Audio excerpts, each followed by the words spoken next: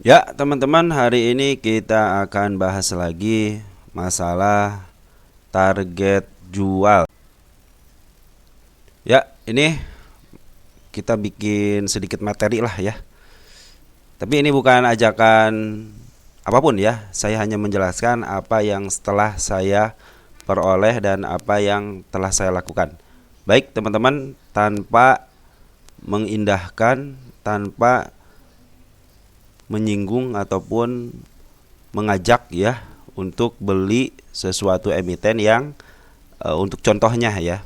Baik teman-teman, kita bikin judulnya target jual sebuah saham. Oke. Yang pertama teman-teman, teman-teman perhatikan ya. Ini ya buat teman-teman ya, baik khususnya sebenarnya sih buat teman-teman yang pemula ya. Saya juga sebenarnya masih pemula gitu ya. Pokoknya yang teman-teman yang masih pemula mungkin bisa memperhatikan sedikit dari saya, arahan dari saya ya, bukan arahan apa ya, bukan pembelajaran juga. Intinya kita sama-sama belajar teman-teman di sini. Mungkin nanti ada yang bisa menyampaikan juga, ada tambahannya, silahkan ya. Baik, kita mulai ya. Ini target jual yang pertama dari persentase. Apa itu dari persentase? Contoh teman-teman memiliki sebuah emiten, kita kasih ini aja deh. Nah, ini kan ada SMLE. Contoh saya itu mau menjual emiten ini di 50%, 20%, 5%, 100%. Nah, itu salah satu persennya seperti itu teman-teman. Nah, itu istilahnya target yang paling mudah ya. Contohnya saya beli di harga 50 contohnya ya. Saya pingin 20% aja ya. Dan nanti ketika si emiten ini nyampe 20% ya, udah teman-teman jual aja. Jadi kalau udah naik 60%, 70%, yang penting target saya itu di 50% aja atau enggak 20%. Persoalan dia naik lagi sampai ke 100%, 20% itu persoalan nanti. Yang penting target teman-teman sudah terpenuhi. Nah, seperti itu ya. Jadi teman-teman harus konsisten juga ketika teman-teman itu menentukan target pakai persen. Nah, berarti teman-teman harus konsisten. Apabila naik lagi, itu urusan nanti lagi teman-teman. Yang penting teman-teman konsisten. Saya pingin 20%, 50%, 100% gitu ya.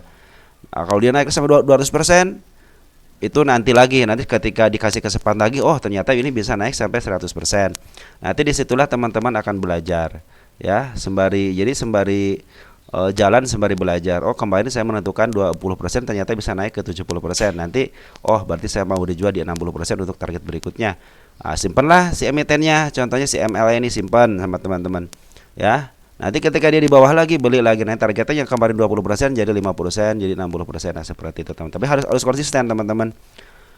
Apapun istilahnya emitennya atau sahamnya, teman-teman harus konsisten dengan target teman-teman. Jangan sampai targetnya 20%, belum 20% udah dijual. Persoalan dia turun ataupun naik, intinya teman-teman harus sesuai dengan target teman-teman ya. Semuanya seperti itu ya. Target persenan ya. Jadi teman-teman kalau mau istilahnya mau beli atau maaf mau jual gitu ya, mau jual, targetnya yang pertama bisa persenan ya. Terus yang kedua ada MA10 dan MA20. Apa artinya? Artinya teman-teman, MA10 itu sebagai kaitannya dengan dead cross ya. Contohnya MA10 target jualnya bila memotong MA20, artinya lagi dead cross gitu ya. Contoh, kita kasih contoh nih teman-teman ya. Kita kasih contoh lagi. Nah, ketika teman-teman mungkin di area atas ini nih ya. Nah, contohnya teman-teman beli di area 116 gitu ya. Tiba-tiba set naik ke tinggi, di sini nggak dijual kan teman-teman kan. Nah, kapan saya akan menjual? Ketika dead cross. Nah, ini kan dead cross nih, perpotongan MA10 dan MA20. MA10 yang tadinya di atas menjadi di bawah. Nah, inilah yang dibilang dead cross ya. Jadi teman-teman mau dia naik, mau dia turun sampai kapanpun, patokannya MA20 sama MA10 aja. Ketika berpotongan akan saya jual. Nah, seperti itu ya. Mungkin itu sangat mudah dipahami ya teman-teman ya. Jadi teman-teman tentukan sendiri bagaimana targetnya masing-masing ya. Itu yang kedua. Jadi MA10 sama MA20 artinya lagi dead cross gitu ya. Oke. Kita lanjut lagi untuk yang ketiga, batas atas. Nah, batas atas seperti apa? Jadi paling atas, pucuk, istilahnya di pucuknya. Bisa enggak gitu kan teman-teman? Contoh, kita kasih contoh lagi. Di sini deh, enaknya di sini nih. Nah, sini pakai 3 garis. Nah, kalau yang 3 garis enak teman-teman. Nah, kita untuk 1 tahunan deh ya. Nah, contoh 3 garis teman-teman nih. Ini garis bawah, garis tengah, sama garis atas. Saya akan menentukan batas atasnya di pucuk sini teman-teman nih, contohnya ya, di harga 289. Jadi kalau belum nyampe 289 kalian gak usah jual, tapi saya sarankan turuninlah sedikit target kalian. Contohnya pucuknya 290, kalian turunin jadi 270, 275 gitu. Jadi pas kalian ke atas itu ya udah, target saya sudah terpenuhi kok. Yang penting tidak terlalu jauh dari pucuk, ya udah saya jual gitu. Artinya itu batas atas ya, biasa ditandain dengan sesuatu hal gitu aja. Jadi contohnya teman-teman kasih aja garis di sini nih, kasih garis gitu boleh di sini nih teman-teman ya. Nah contohnya garis di sini nih, kita kasih garis aja di sini, nanti ketika dia sampai 287 baru saya jual gitu kan.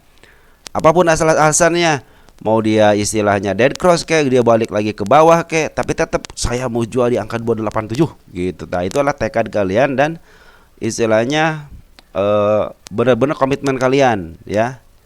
Itu ya, yang ke berapa nih? Yang ketiga ya, batas atas ya. Artinya kalian sudah, saya akan menjual di batas atas gitu kan, ataupun batas atas di tengah-tengah di sini contohnya gitu ya.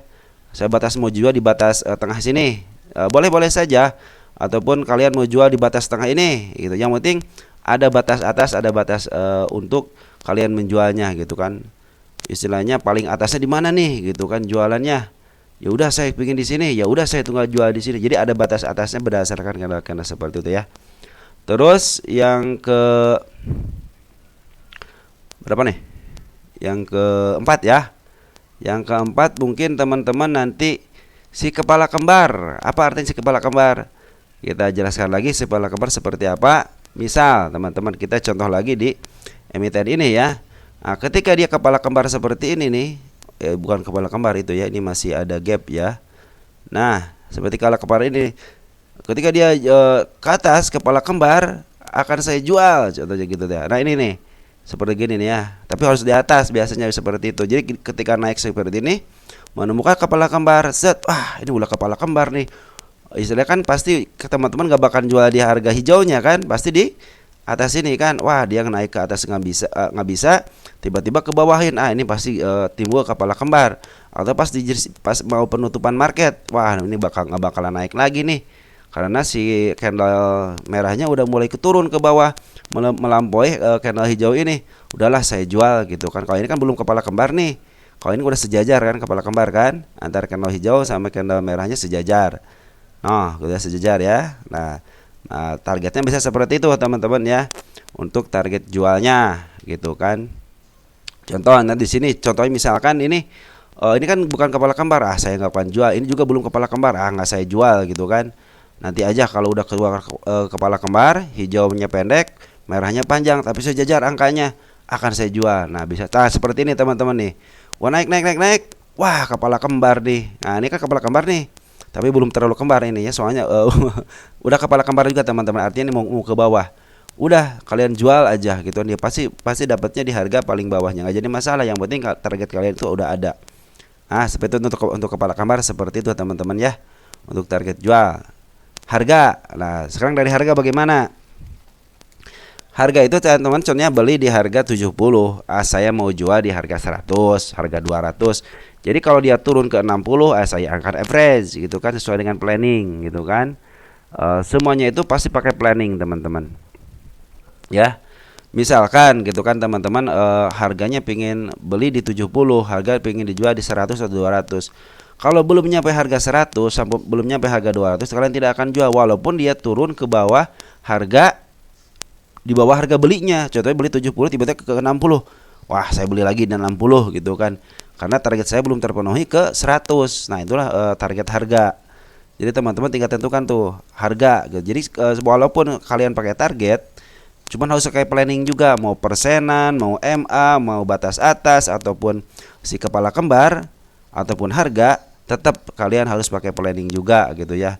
Misalkan harga teman-teman itu di bawah 52 contohnya, atau enggak 59 lah. Ketika dia target saya kan 100 contohnya gitu kan, 100. Ketika dia bawa ke bawah, belum contoh di sini nih, kata teman-teman kan 97 lah yang udah ada ya. Di sini nih 97. Ketika dia istri di sini ke bawah, saya beli lagi dah gitu ya. Istilahnya untuk menyesuaikan harga, bikin harga yang terbaik lagi, saya nambah lagi gitu kan. Bisa sampai nambahnya bisa pakai RDN baru ataupun dengan RDN yang sama. Ketika dia dibawa ke bawah lagi, contohnya kata di bulan di harga 70, tiba-tiba kalian contohnya di sini nih, target contoh di sini deh ya, jangan di sini ya, contoh di sini nih. Beri harga 52, target kalian kan 97. Tiba-tiba kan dibawa ke atas, ya. Udah sampai 75 kan? Dikit lagi nyampe nih, tinggal 25 poin lagi. Tiba-tiba dibawa ke bawah lagi ke 50. Nah, itulah yang menjadikan teman-teman harus punya planning. Jadi ketika dia mau mencapai harga 100 tapi tidak sampai, terus dia ke bawah, apakah kalian akan konsisten atau tidak? Kadang-kadang ya, langsung turun lagi, akhirnya dijual. Jadi kalian tidak konsisten kan? Tapi kalau kalian konsisten, biarin aja. Pokoknya target saya 100 aja, mau berapa tahun, mau berapa bulan, yang penting target saya 100 aja. Jadi kalian harus komitmen. Intinya komitmen teman. Terus punya planning. Ini udah 75 nih, terus turun lagi, kesempatan saya nambah muatan. Mungkin ada planning seperti itu ya. Ataupun planningnya ketika dia saya beli di 70, contohnya teman-teman beli di harga 64 gitu ya, tiba-tiba ke bawah, kan kesempatan dibeli lagi kan, beli lagi, mungkin harga tengah-tengah, naik ke atas nggak nyampe 100, tiba-tiba dibawa ke bawah lagi sampai ke 50 lagi.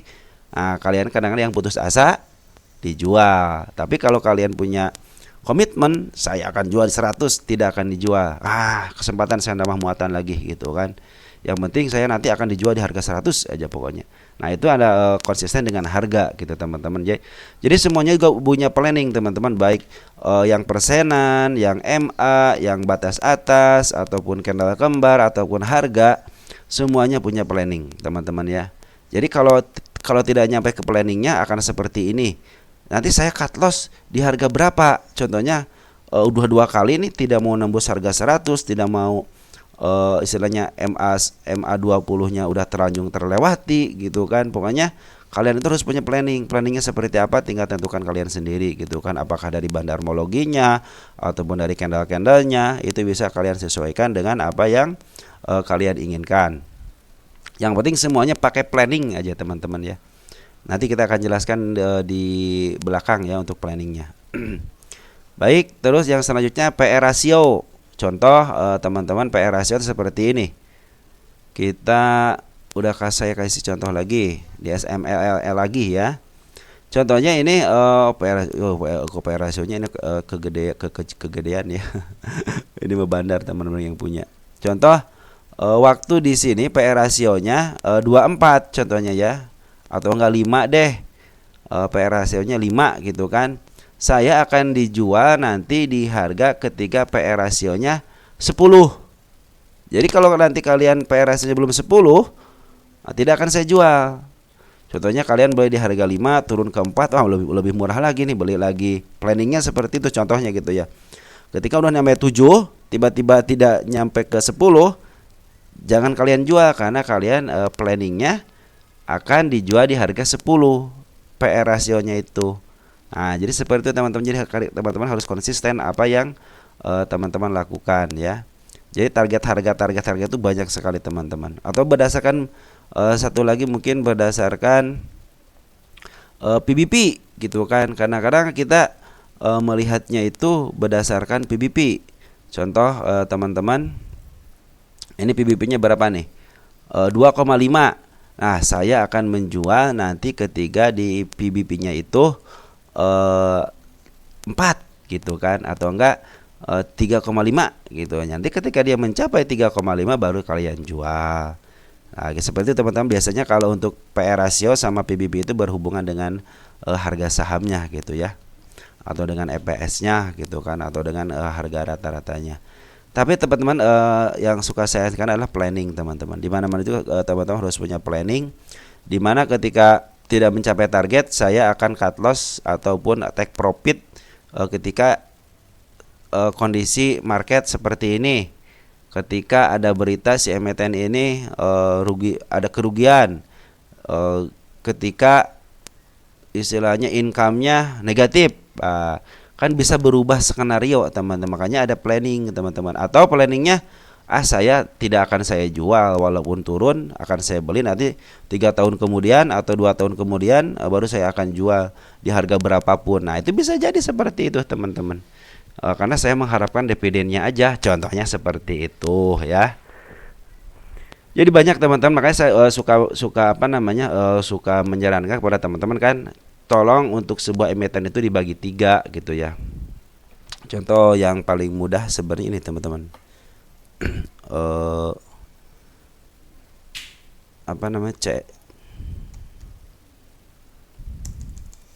SCMA. Ini bukan itu bukan untuk mendongkrak sebuah emiten ya, ini contoh aja. Nih, kita ambil yang 3 tahunan deh. Ini enggak fluktuatif teman-teman. Kita nyari yang fluktuatif ya. Enak yang fluktuatif itu yang jual beli gitu teman-teman ya. Coba KKGI. Tapi ini juga kalau jangka pendek juga bisa sebenarnya kalau SCMA itu teman-teman. Nah, model KKGI kita ambil berapa tahun? 1 tahun deh, coba deh. Bagus enggak? Oh, terlalu tinggi 1 tahunnya. Nah, yang 3 tahun teman-teman nih. Kita ambil yang 3 nih. Contoh kan kalian beli di bawah, nggak usah di bawah deh. Kalau di bawah agak susah ya. Contoh ketika dia break deh sini ya. Ketika dia downtrend dikit, ada kenaikan dikit. Nah, contoh teman-teman beli di 401 contohnya gitu kan. Nah, kalian contohnya tidak udah punya planningnya apa nih? Kalau turun akan saya beli lagi. Contoh turun beli lagi gitu kan. Nanti naiknya di harga berapa? Saya ketika dibagi 3 seperti ini teman-teman. Nah, nanti teman-teman punya target jualnya mungkin saya mau di harga wajarnya di 491. Nanti ketika dia mencapai 491 baru teman-teman jual. Terus ada lagi, nanti saya mau di harga tertingginya aja jual tapi akan dikurangin sedikit. Contohnya gitu ya, di 77 harga tertingginya kan di 742, saya akan jual di 730 deh. Nah, jadi teman-teman punya planning seperti itu. Apapun yang terjadi, model ini kan contoh kalian beli dari sini nih ya. Tapi belum naik ke angka tertingginya, enggak teman-teman jual kan? Turun ke bawah lagi, turun ke bawah lagi, nyesal. Jangan nyesal ketika kalian itu belum mencapai target ya, karena itu sebuah perjalanan, sebuah proses. Oh, berarti nanti kalau mau kedepannya kalian punya pengalaman nantinya. Oh, berarti ketika dia hampir menembus sudah menembus harga wajarnya, dia akan turun lagi. Mungkin di akun 1 RDN1 kalian megang untuk jangka panjang sampai ke angka 700. Cuman di akun yang lain teman-teman, di akun yang lain saya mau jual di harga wajarnya. Jadi yang awal masih ada sahamnya di harga bawah, tapi yang akun keduanya RDN kedua teman-teman sudah cuan di harga tengahnya. Nah, seperti itu namanya planning teman-teman. Terserah teman-teman planningnya seperti apa ya. Apakah saya akan simpan sampai 3 tahun hanya mendapatkan dividennya aja gitu, ataupun pingin capital gainnya nanti di harga 100%, 200%, ataupun dengan candle-candle ya, terserah. Kalau saya kan mengandalkan candle-candle kembar untuk take profitnya gitu kan, karena saya cenderung untuk jangka pendeknya. Terus saya sebenarnya menyarankan kepada teman-teman mempunyai emiten yang sudah kalian pegang dan sudah kalian beli, karena kalian di situ punya pengalaman. Oh, saya beli di harga sekian ternyata nyangkut. Saya coba lagi gitu, udah kejemput, contohnya udah kejemput atau udah cut loss, saya coba lagi di harga sekian karena lihat fundamentalnya bagus gitu kan. Oh, ternyata di harga sekian lah si emiten ini bisa mendapatkan cuan gitu. Jadi jangan sampai teman-teman berpindah ke emiten yang lain, tapi emiten yang pernah kalian cuan, yang pernah kalian cut loss itu ditinggalin. Mungkin kalau emitennya kena kasus ya janganlah gitu kan.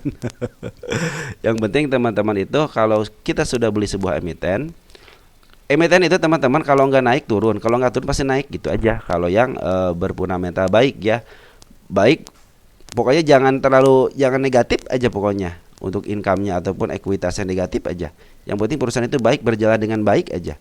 income-nya ada walaupun tidak besar, walaupun tidak naik signifikan, yang penting baik aja perusahaannya. Karena kecenderungan emiten-emiten baik itu dia ada cenderung naik sama turunnya. Ketika lagi labanya turun, pasti dia turun, harga sahamnya turun gitu kan. Ketika labanya akan naik, pasti dia naik juga ya, seperti itu teman-teman. Mungkin seperti itu teman-teman yang bisa saya sampaikan untuk target jualnya ya. Mudah-mudahan teman-teman memahami apa yang saya obrolkan. Apabila tidak mengerti ya silahkan di kolom komentar saja. Oke teman-teman, seperti itu ya. Nanti kita akan bahas target beli ya. Oke teman-teman, ciao ya.